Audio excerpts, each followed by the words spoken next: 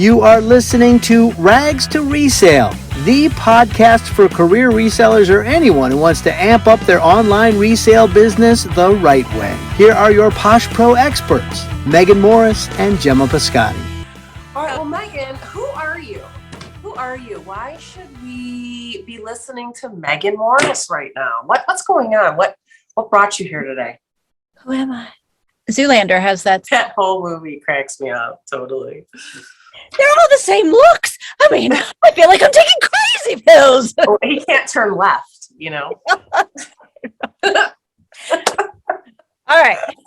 So who I am a mother of 4 children who way back in the day decided that I had to do something about my shopping addiction that my husband couldn't yell at me about. And remember, eBay had emerged on the scene as this sort of cool auction garage sale site.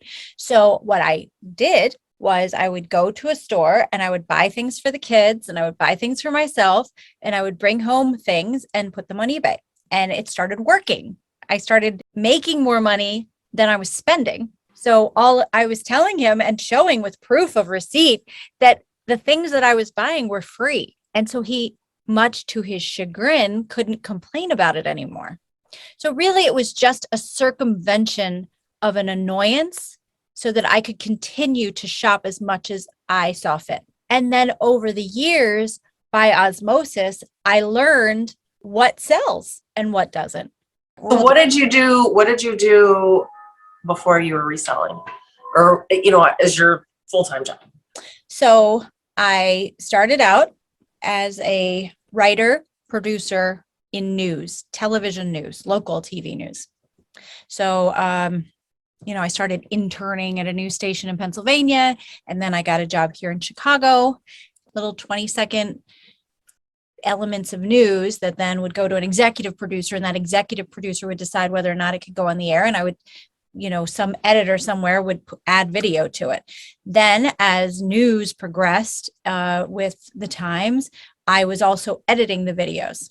So I learned to edit because they had, fired all the editors. And so then you're editing and writing the news, and as fun in some areas that news can be, news is also quite miserable.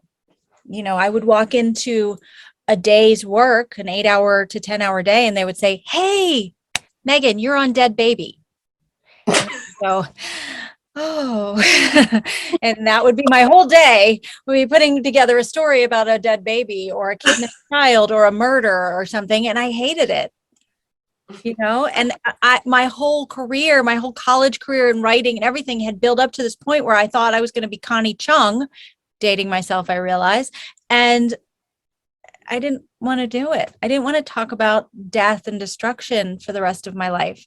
So, so I moved out to marketing, as you well know, because then you hired me for a Groupon type company. When the Groupon was all the rage, we started Where You Shop, and you were my boss.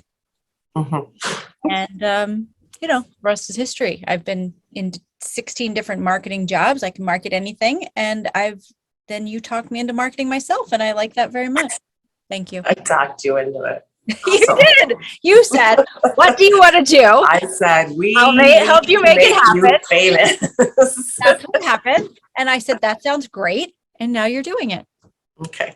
Yeah, we're trying. We're gonna do it. We're gonna do it. I have huge expectations based on all of the other companies you made millions for. So, Right? Oh, good. So you have high expectations. Perfect. I have high expectations of you. The pressure. Not of me. I just shop. You just do you. I just do me, baby. Yeah, you're the one that has to do all shopping. I'm shopping. I ran on video. I mean, I got the easy job. Right. You have to somehow make it all monetized, which sucks for you. Somehow you're supposed to monetize me being a blah, blah, blah, and shopping. Right. And every once in a while I go, "Squirrel." And I run that direction. Every once in a while? Yeah. Every once an hour. Yeah, like every 15 minutes. You see a You squirrel. hungry? For sure.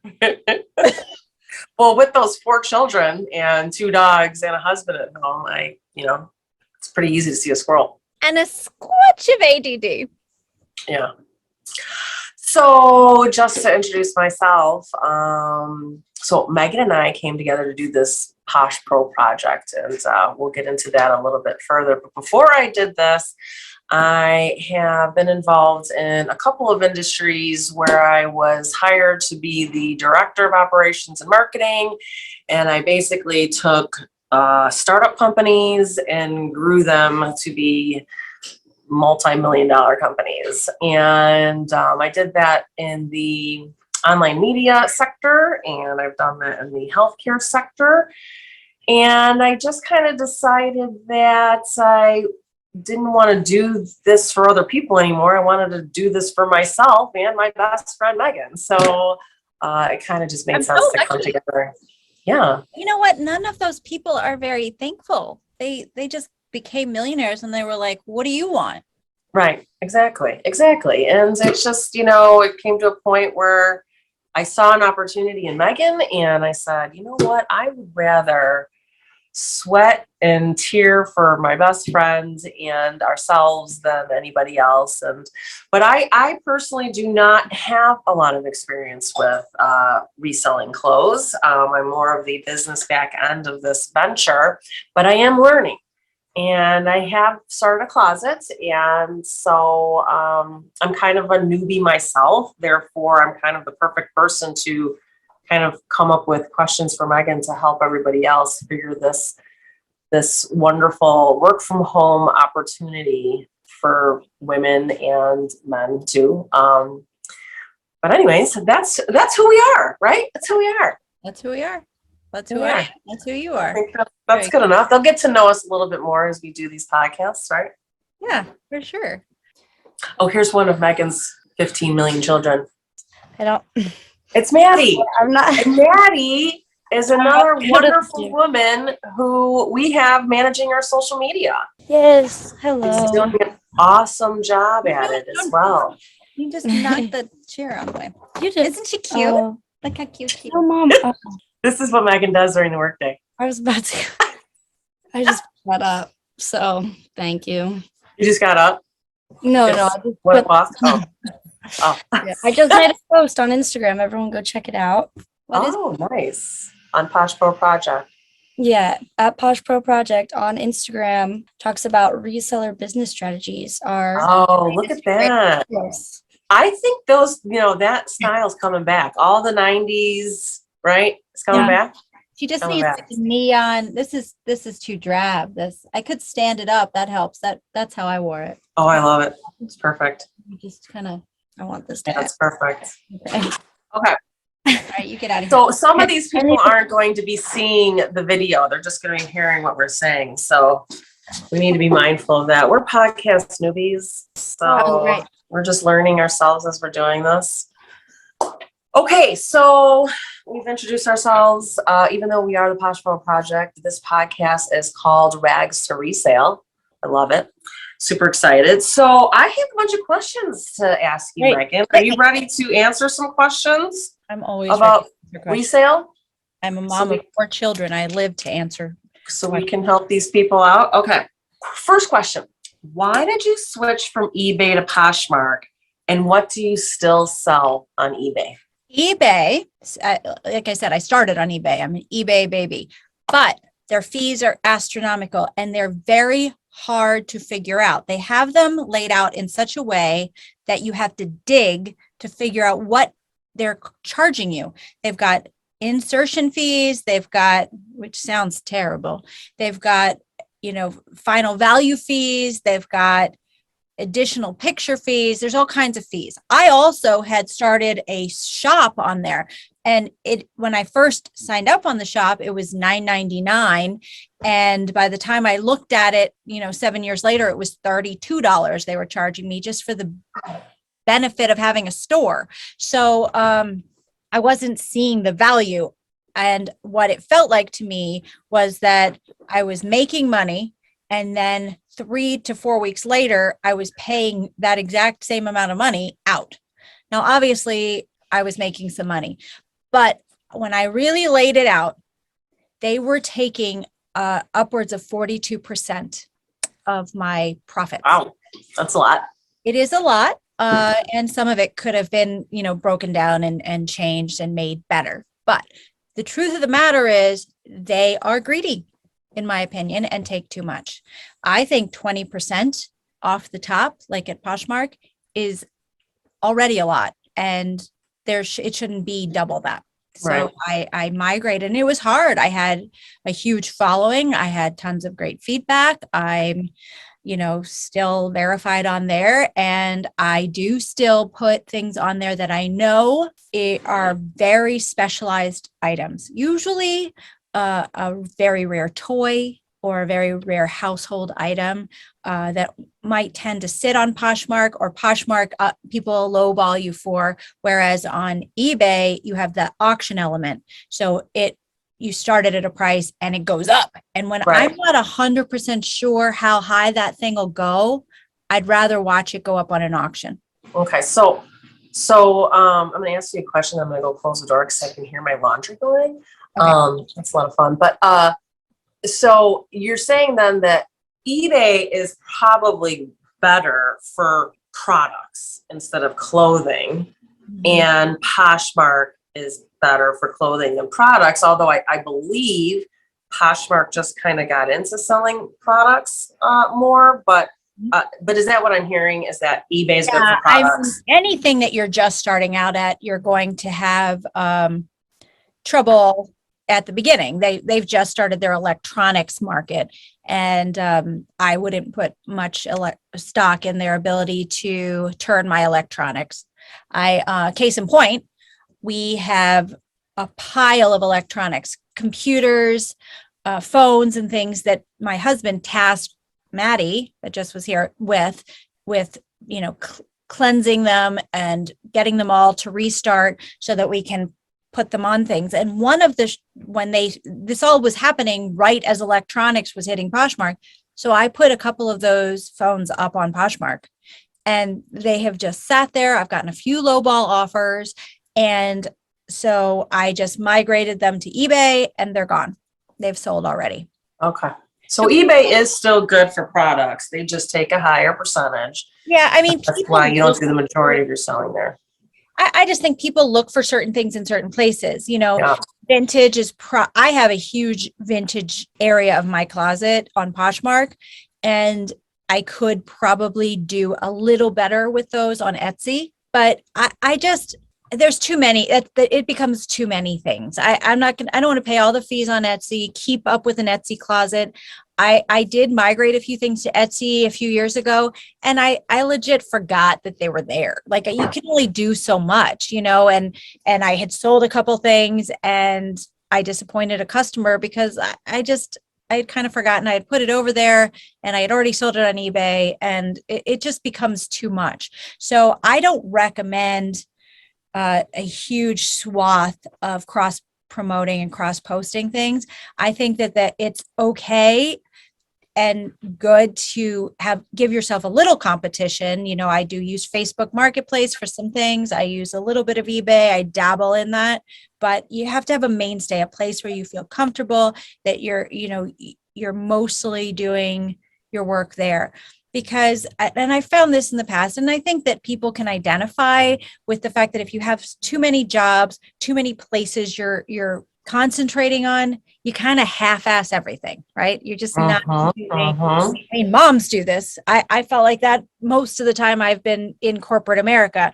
I was sort of half there, and my mind was also half at home, and that's just one of those things. And I think it happens when you have too many platforms you're operating on as well. Yeah, I absolutely agree. I've even done that in corporate America, where it's like my boss was trying to have me do too many things, and then you just can't make this one thing great because you're trying to make everything else okay, basically. Exactly. But cool. I was going to ask you, do you sell anywhere else? So you cover that. You kind of do, but you don't you focus on Poshmark. Well, I always give Poshmark a first glance try, and if it's not working on Poshmark and I know this thing is rare or can sell, I have a few houseware products on there right now. I have a Pottery Barn teen shelf that I can see that it would have probably turned on eBay sooner. And I've just left it there because people have shown some interest in it. But I should probably get it over on eBay. It's one of those things, like, you also have to remember what you're paying for these things. Like, I paid $4 for it. So it's not the end of the world that I'm not getting my 125 out of it, even though I know it's worth $125, so eventually when I take a day of eBay and put a bunch of things on there to get rid of them, or sometimes I'll do a Facebook Marketplace jaunt where I throw 20 things on Facebook Marketplace that I just don't feel really like boxing up and shipping, that people can pick up. I'll do that. But those are rare weekend events where I might think I have a little extra time and try that, where most of what my mainstay is going to always be Posh at this point. Right.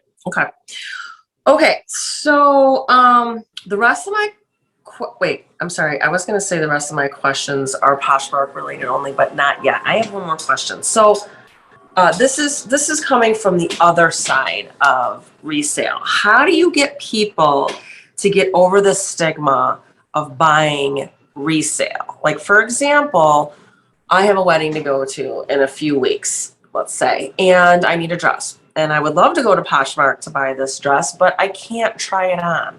Mm-hmm. So, and I think a lot of people have that idea about resale. So how do you convince people to come to the resale side? I mean, it's tough. I think that trying something on and wanting to try something on is a legitimate concern. I think other people just think it's yucky or it's not new or someone else wore it. And that stigma, I think, is easier and less legitimate of a concern, than what you're talking about. What you're talking about, I have elements of clothing that I'm not going to buy online either. I want to try on a pair of jeans. Now, I buy them at Goodwill or thrift shop because I love buying jeans at thrift shops. You can try every brand in the world and find the one that you really love. But yeah, wedding clothes are very difficult. And because of that, I don't buy tons of prom and wedding apparel, and dresses in general, unless they're like a sundress or something easy, because they don't sell because of exactly what you're talking about. People want to touch and feel them and try them on. Now, Poshmark returns are quite easy, and I am very liberal with my returns. I am also very particular about the measurements I put in a listing. And I think that, when a buyer comes back to you and says, can you show me a picture, or can you prove to me that this is really this waist, or can you give me a hip measurement that you might not naturally have in a listing, you should add them, because the more comfort you provide your customer, and that involves measurements and communication. So if you've got the pit to pit and the waist and the hips and the length and the back shoulder measurements on a dress, and I know, if it's a really high-end dress, I'm going to take some time with those measurements so that someone can say, I'm pretty confident this is going to fit me. And then communication on the back end. If someone's saying, I'm just concerned, does this have stretch in it? When you say 2% elastane, how stretchy is that? And you give them some confidence in the fact that this is a stretchy fit. It's got a ruched look on the front, so your belly's going to be hidden. That's all a conversation with your customer. So, that's how you sell someone. And then also say, if it doesn't fit, you send it right back to me. No worries. Mm-hmm. And give them that confidence that they're not stuck with something that they might not like on. Okay. So then that other side that you were saying, that stigma of, ew, it's used. How do you get over that? Well, I don't worry about that too much. I think that our industry is evolving pretty rapidly, and that comes from necessity. People that had money don't have money, and they need to find a different way to get the things that they want. And for me, the fact that they don't like to go to Goodwill is a bonus, because they can look at my website and they can quietly, without anyone seeing them, buy their favorite Victoria's Secrets bra, and no one's the wiser that they got it on Poshmark, and everyone can think that they've got that beautiful push-up bra where everybody else got it at Victoria's Secrets, and they can pretend they spent $60 on it. So for us on Poshmark, that stigma is, we're sort of in the middle. We're in the middle of the stigma where we are helping them along. We're pushing them towards understanding with nice, clean items, a website that acts like Amazon and, behaves properly. We give them good customer care, just like, Macy's.com or anything else that they shop on, and they get used to it and then they love it. Because the prices are better and the products are just as nice and they're happy. And I think you're right. Like, I think we're starting to come into an era of, thrifting is cool sort of thing. I think you mentioned that Drew Barrymore, she always buys used clothes or thrifts her clothes. And I was just reading an article the other day, just because I get bored. And I was reading an article about Miley Cyrus and her new boyfriend, and he's a designer. And she said that sustainability and reusability is becoming really important in fashion. I was like, holy cow, it's like, it's becoming more cool to reuse, I think. Yeah. And when people are looking for 90s styles, you can go to Shein or, Fashion Nova and spend about the same amount on a pair of jeans that they simulate a 90s style with a high waist and bell bottoms and all that stuff. But who are the cool kids? The ones that have the orange tab Levi's, the real thing, and those things you can get for the same price at Goodwill. So those, you see, when you go into a Goodwill, it's me and the resellers and the kids. Right. They're there having a blast, trying things on, and, they have limited funds and they're enjoying shopping, and I should say, and the moms are there too, because they have a budget. So, we are this special club that already gets it, right? We know that the really good quality items are, the things that are at Goodwill, the things that have been made well and properly and have lasted enough that someone used it to its usefulness for them and have put it at Goodwill. And I'm sitting there looking at it and it's perfect and beautiful and still good. That's not because, part of it is because that person took care of it, but the other part of it is because Levi's made it well, right, in 1964. Right, the quality is better. And, there are still companies that care about the quality of the items, and those people are still making good quality items, I hope. And those things 15, 20 years from now will be at Goodwill and we'll save them again. In the meantime, the fashion industry's over here making hundreds of thousands and thousands of pieces of clothing that nobody needs. Nobody churns. They're making this wear and toss product that nobody's tossing. They're tossing it when it rips 2 months from now, but they're not tossing it out at the rate that they're creating new stuff. And we're causing damage, real damage to our world. Everybody knows that oil's bad, but the fashion industry's number two. They're ruining the water, they're ruining the air, and they don't care because they're doing it in China and Korea and Japan. They're making stuff over there. They're using child labor. There's some real problems in the fashion industry. It's a dirty little secret, and, we should shine a light on it. Right. Okay. So we'll have another podcast about fast fashion. Okay. But I'm going to turn now to Poshmark specific questions. I just have a list of 5 questions here that I thought we could go over today about Poshmark. It's important to share on Poshmark. Poshmark is an engagement platform. So is there a limit to sharing per day? There's not a limit to sharing. There's a limit to following. That was going to be my next question. So maybe you can answer both in the same, like, what is follow jail? So yeah, so I don't know, am I only supposed to share so many? Am I going to get in trouble for sharing too many? No. How many should I share to, stay relevant?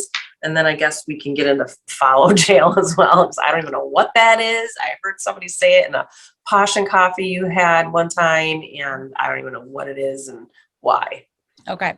So to start with, sharing, you can share all day long.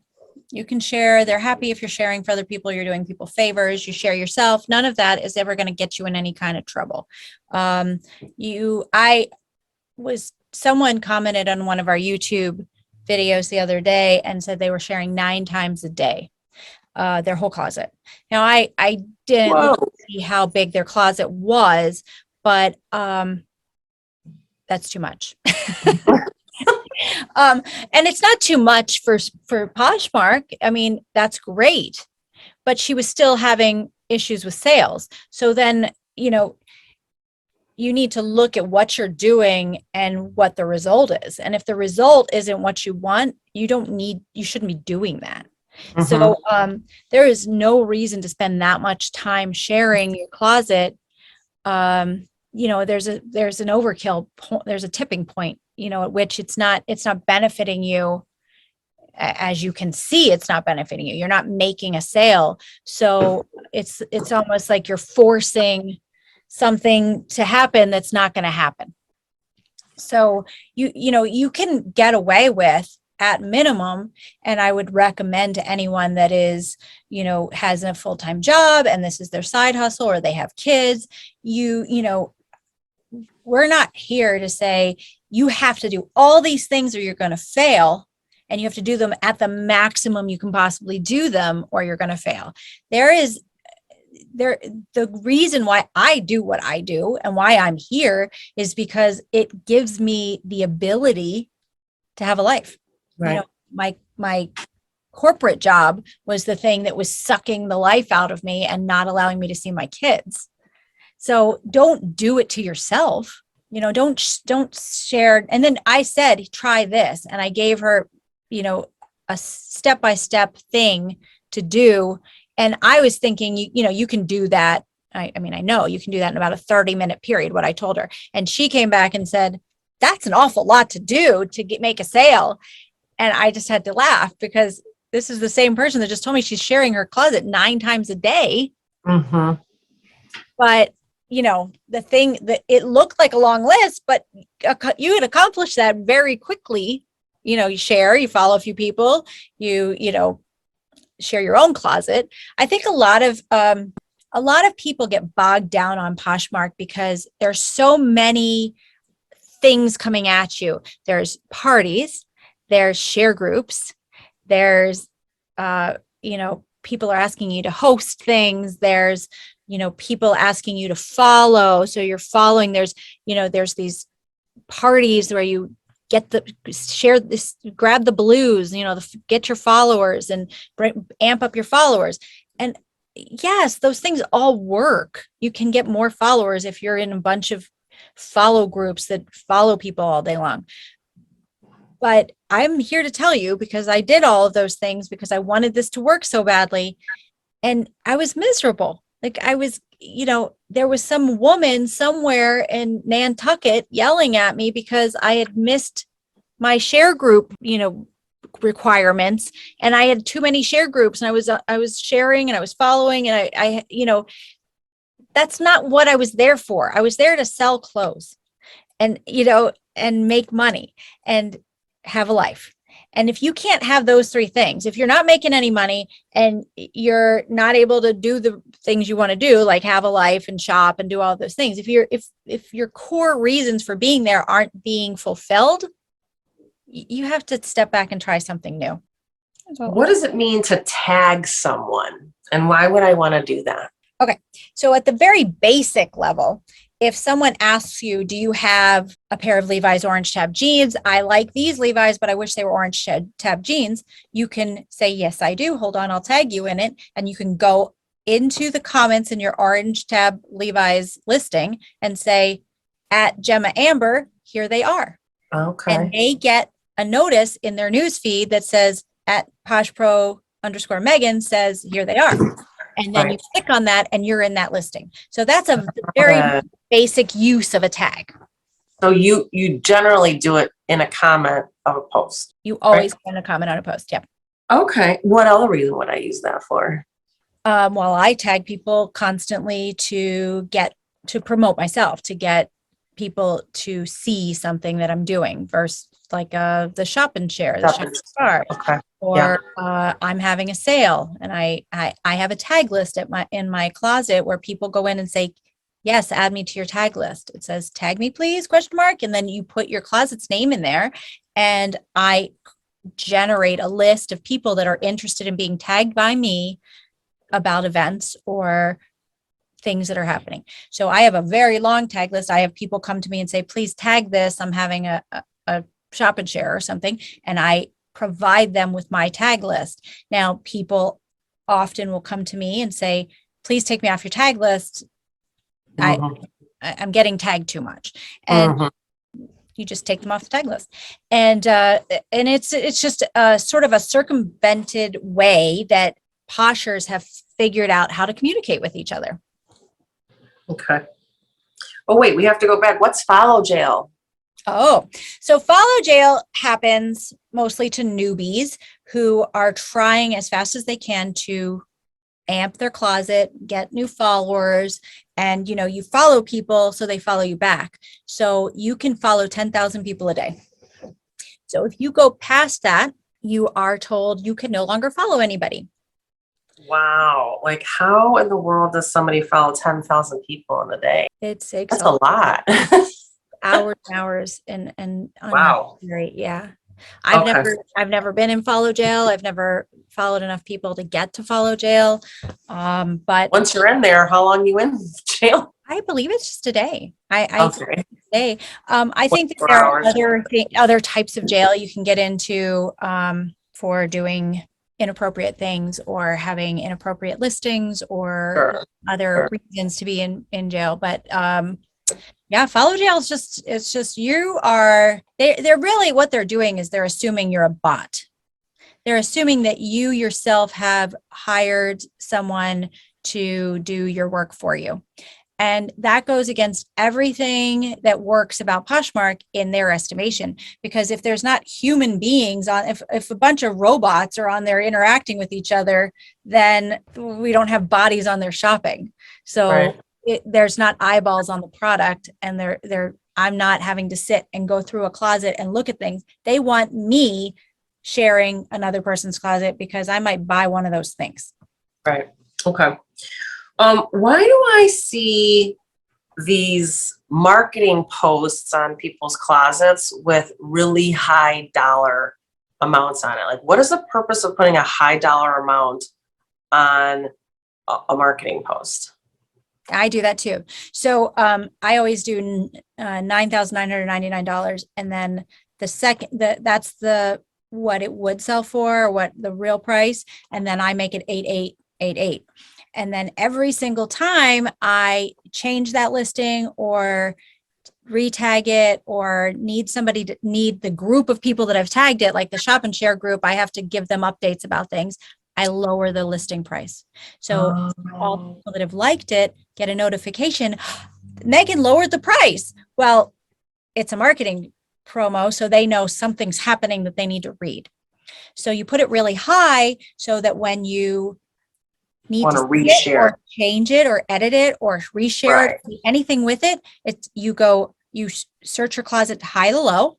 Right. And that marketing thing is right at the top of your closet. You can find it easily, you can share it easily, you can do all kinds of stuff with it find it fast, and then you drop the price and you put it really high so that you can drop that price for 3 months and you don't run out of price. I've got Eric in the background. Hey, Megan. Scavenging for food. Bound and determined to be in this podcast. Okay. I have one more question, and then maybe we will close this session up. Okay. How do I use keywords on my posts? And like, how do I find those keywords to use? Okay. So keywords is something that helps people find your listing, right? So you need to be logical. You need to think about each product in terms of what is so they give you 3 keywords. Now you can also add other keywords into your description with a hashtag. So you're not bound to the 3 keywords in that keyword space that you have on the listing page. But in order to pick those things, you've got to look at your product and decide what are those 3 things that people are what are the things they're looking for? So let's go back to, since we keep talking about these orange tab jeans. So let's just go back to the orange tab jeans. So assuming that they're looking for vintage Levi's, that's 2 of your words. Orange tab might be that 3rd word. It might be high-waisted, might be that 3rd word. So you want to get a combination of those keywords together that is going to bring the most people off of Google. And that's in the title or I mean, you can put it in both, but it could be in the keywording. So that's just a hashtag keyword. So it's just sort of like what something you'd see on Twitter. If you see a hashtag there that is hashtag Brad Pitt, and you see that Brad Pitt's trending, you're going to assume something's happening with Brad Pitt today because they're at the top of the feed, right? So you're going to go check that out. Corporations do this when they're trying to be marketing savvy. They'll do a hashtag, hashtag McDonald's 50% day or whatever. And then they're going to use that data from the hashtag to see how many people engaged with that hashtag, all that stuff. So it's really the same exact thing, but it's for your little baby listing for your orange tab jeans. It's the goal. And it often works because Poshmark, we're not talking this month, April, because we know that there's issues with the algorithm. But most of the time, Poshmark is paying to be and has paid in the past. So they are naturally at the top of Google. So your item is getting the benefit of being on that platform. And so you should use the keywording to get, so now there's 50 orange tab Levi's jeans on Poshmark. If the better your keywording is and the more descriptive you are and the more laser focused you are on what people that are looking for your jeans are searching for, you're going to get higher and higher up to Google, the top of Google, and then it's going to help you sell those jeans. Yeah, and that does tie into our algorithm situation that's happening on Poshmark, right? We have a video about that on YouTube. Yeah, I talked about it. It seems to be improving. I don't know if they're backtracking. Well, let's just say really quickly what's going on. So Poshmark went public last year. They're having some issues keeping the price up on their public offering. And so they're looking at how to optimize that. And part of that is going to cause some suffering for the seller there because, they need to bring new people in. So they have to be cognizant of marketing to new people. And then that's not marketing that we have great stuff on Poshmark, right? So they've got marketing dollars that they're allocating for certain things. So they've shifted to trying to attract human bodies onto Poshmark to sell things versus, hey, we've got Manolo Blahniks for cheaper than everywhere else. So that has hurt the sellers. You're not seeing sellers listings at the top of Google as much as other Mercari and other things because Poshmark has shifted their focus because they want to show value. And in order to do that, newbies, new people and large amounts of people flocking to Poshmark shows data value. They can mine and sell that data of all those new people.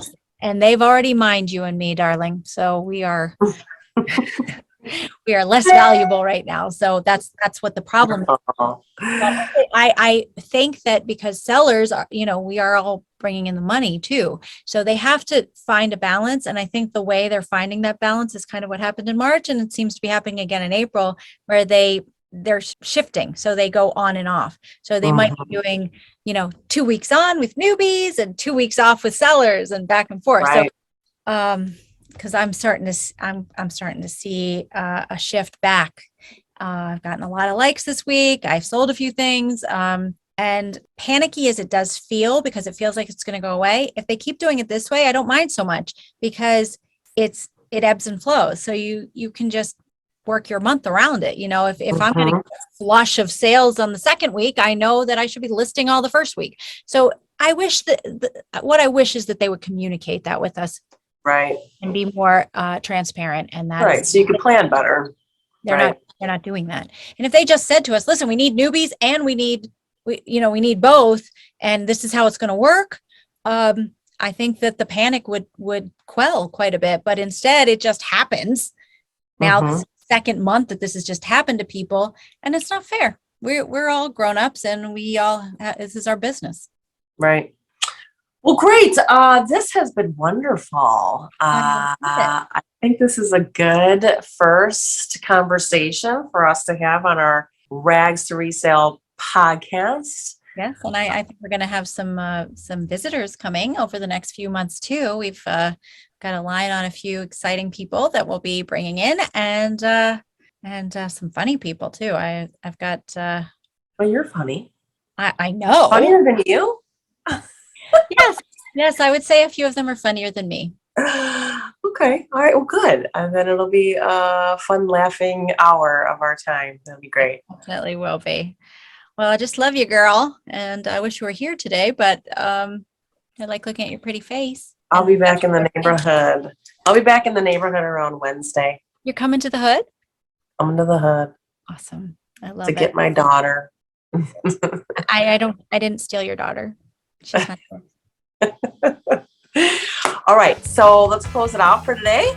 Okay. And we'll see everybody next time, right? Right. Love you guys.